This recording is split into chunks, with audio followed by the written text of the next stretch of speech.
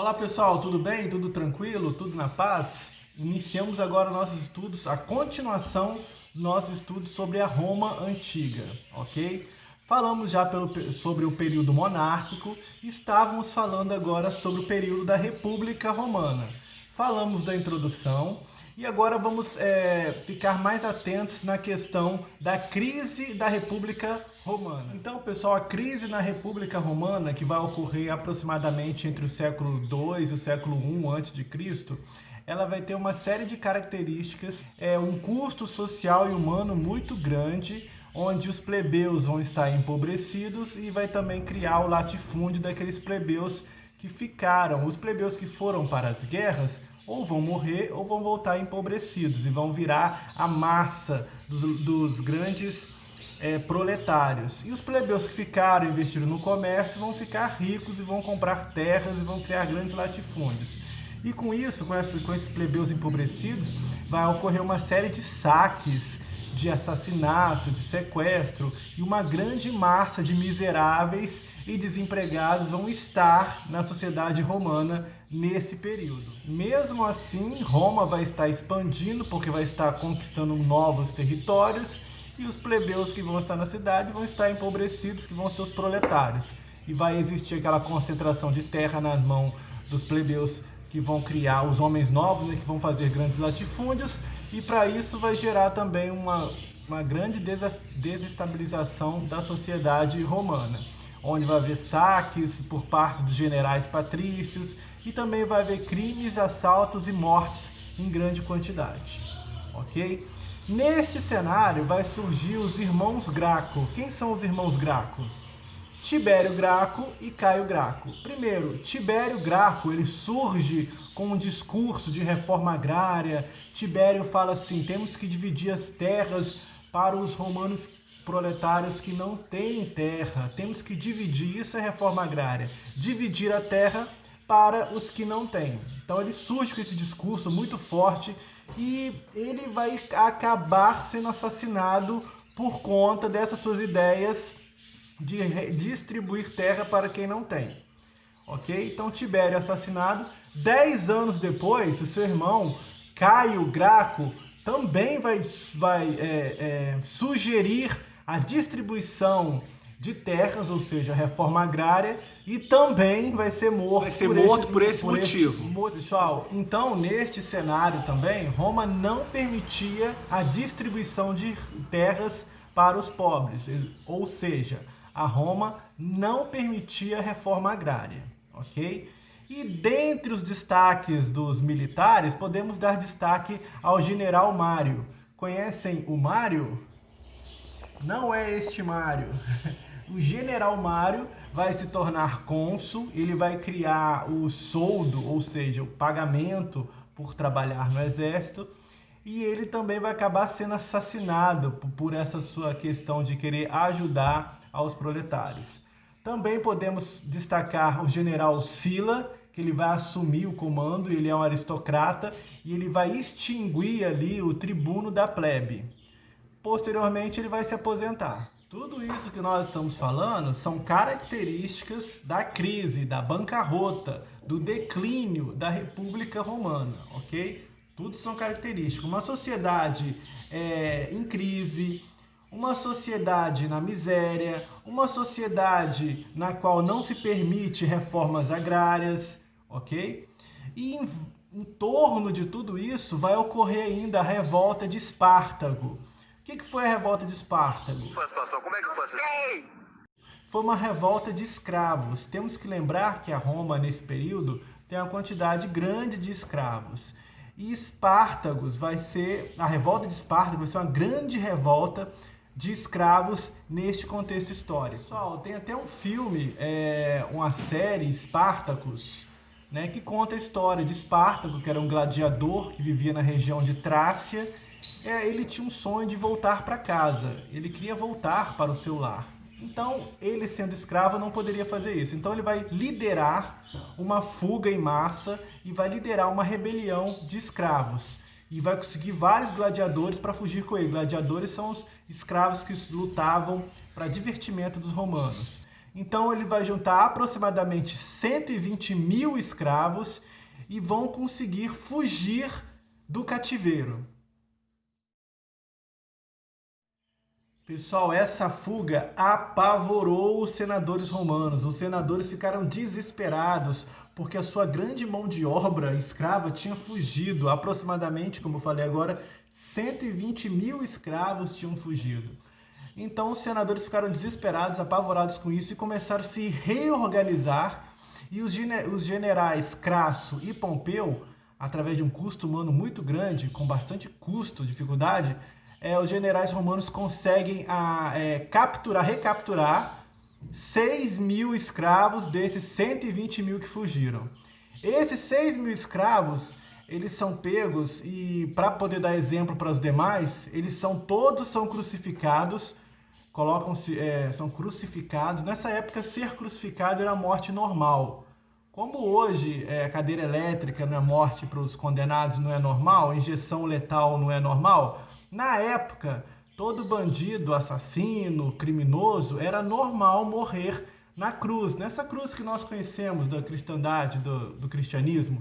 Então, esses 6 mil escravos foram mortos na cruz, foram crucificados e colocados na Via Ápia. A Via Ápia é uma via que dava entrada para Roma, uma das vias, uma das estradas que dava entrada para Roma. Para você chegar em Roma, teria que passar pela Via Ápia. Então colocaram os 3 mil escravos de um lado, 3 mil do outro, e para poder dar exemplo para quem quisesse fugir, o castigo seria a morte na cruz. Após esse episódio da revolta de Espartacus, vai surgir aí o primeiro triunvirato, que vai ser o primeiro governo secreto aí entre 3 generais, Crasso, Pompeu e Júlio César, ok?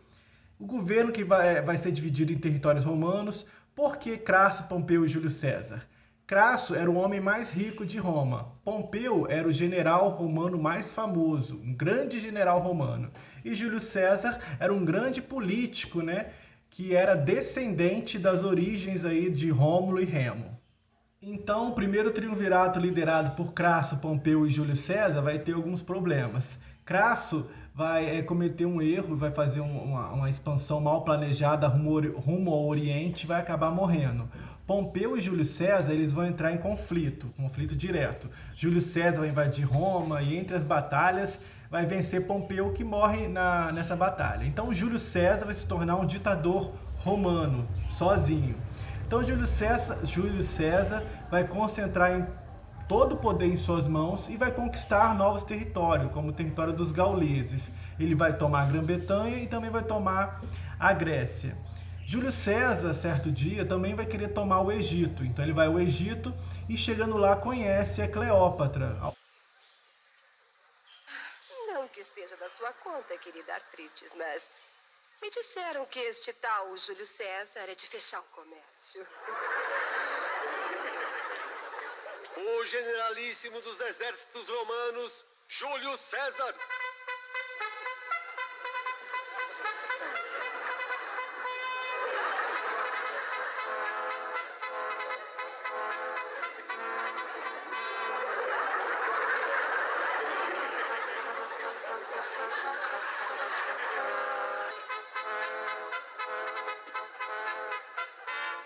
César. Avestruz. Como? Perdão, é que estou procurando uma senhorita Cleópatra que me disseram que trabalha aqui como rainha. Eu sou Sua Alteza, a rainha do Egito. Bom, Ao conhecer a Cleópatra, ele tem um relacionamento amoroso com a Cleópatra. Sei. E desse relacionamento amoroso com a Cleópatra, Júlio César vai ter um filho com a Cleópatra, que vai ser o Cesarion. Então, desse caso, vai nascer um filho. Então, Júlio César vai se tornar o Egito como parte de Roma, uma parte protegida de Roma. Então, agora, Júlio César tem muito poder concentrado em suas mãos. Júlio César é tipo que um imperador num período de república. Nós estamos falando do período da República Romana. está em crise, mas ainda estamos no período da República Romana. Então os senadores acham que Júlio César está com muito poder, que Júlio César pode ser um ditador, que Júlio César pode acabar dando um golpe. Então eles vão começar a arquitetar o assassinato de Júlio César. Enquanto isso, eu vou perguntar quem é que quer te matar. E quem vai te contar para Titi? O avô do meu avô. Tu sabias que o avô do meu avô era um Ptolomeu? Um o quê? Um Ptolomeu. Cada mania, não. Ptolomeu é o nome da minha dinastia. Ah, da sua tia. César! O avô do meu avô já me contou tudo em segredo. O que ele disse?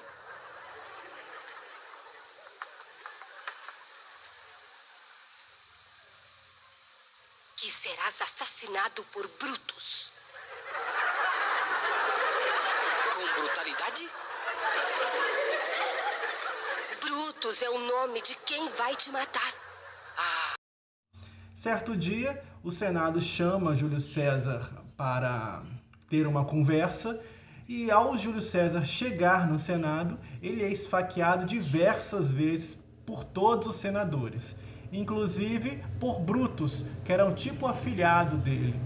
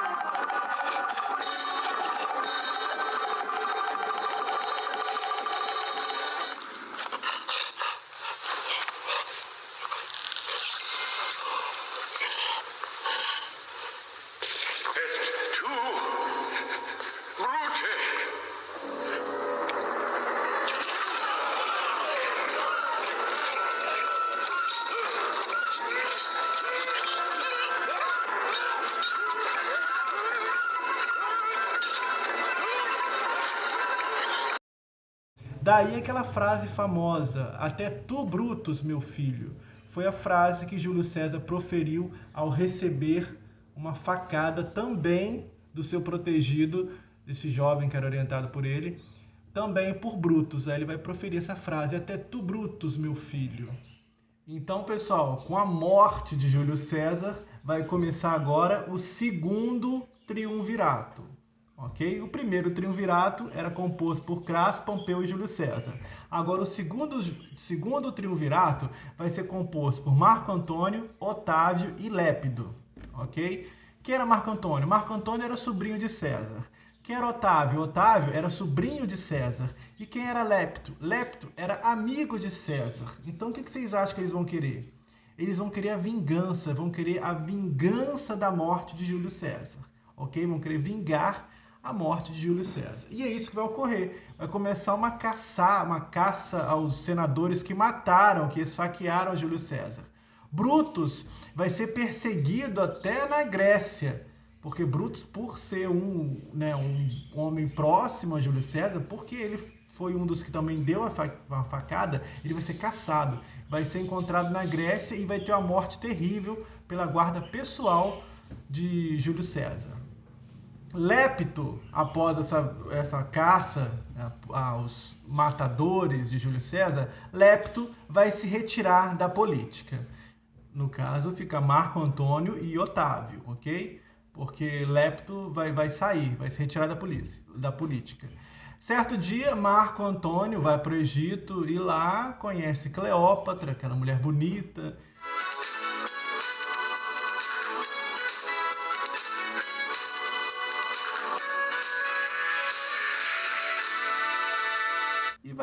E vai gostar dela, vai ter um relacionamento amoroso com a Cleópatra e vai assumir o filho de Júlio César, o Cesarion. Então ele vai se casar com a Cleópatra E Otávio descobre que talvez Marco Antônio vai querer criar o império no Oriente, aquela velha história que desconfiaram de Júlio César, agora estão desconfiando, Otávio está desconfiando que Marco Antônio também quer fazer o império, ok? Então, sentindo-se ameaçado, Otávio vai atacar Marco Antônio, ok? E Otávio vai o derrotar na Batalha de Ácio. Na Batalha de Ácio, Marco Antônio morre e Otávio vai conquistar o Egito, ali no ano 31 a.C. E agora, Otávio vai tornar sozinho e Otávio vai ele vai se empossar como imperador. E ele vai se denominar Augustus. Por que Augustus? Por ser Augustus quer dizer divino. Então ele vai ser o primeiro imperador romano. E na mão dele vão se concentrar todos os poderes. E a partir de agora ele vai se chamar Otávio Augustus, ou seja, Otávio, o grande líder, pontífice de toda a Roma. Com isso, acaba o período conhecido. Com isso, acabou o período conhecido como República Romana, que já vinha no período de crise, e começa agora o período conhecido como Império Romano. Império Romano é matéria para o próximo vídeo, ok? Então falamos as principais características dessa crise romana, as principais características dessa crise na República Romana, o primeiro triunvirato, o segundo triunvirato e a ascensão de Otávio Augustus como primeiro imperador desse período conhecido como Império Romano, que também vai ser dividido lá em duas partes. Mas a gente vai falar lá para frente, beleza? Forte abraço, dúvidas, estamos aqui. Até mais!